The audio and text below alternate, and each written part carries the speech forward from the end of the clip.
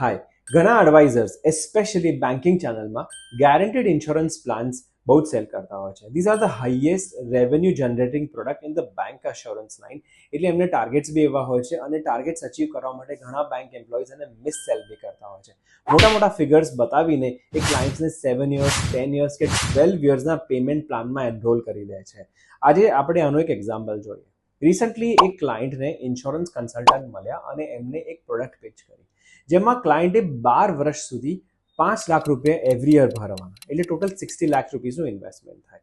13th year એ break પડે અને 14th year onwards for the next 30 years ક્લાયન્ટને દર વર્ષે 5,81,900 રૂપિયા મળે.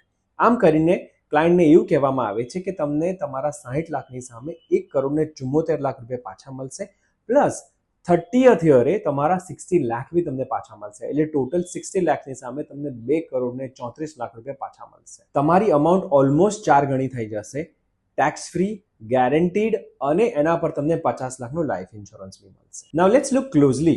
ઇન્વેસ્ટમેન્ટ અમાઉન્ટ 60 લાખની નથી હોતી. તમે એમાં જીએસટી એડ કરો એટલે 12 વર્ષે 61 લાખની ઉપર થઈ જ જતી હોય છે. ઇન્સ્યોરન્સ તમને 50 લાખનું મળે છે, પણ આ પ્રોડક્ટ પ્રમાણે ફર્સ્ટ 13 યર્સ સુધી જ લાઈફ ઇન્સ્યોરન્સ મળે.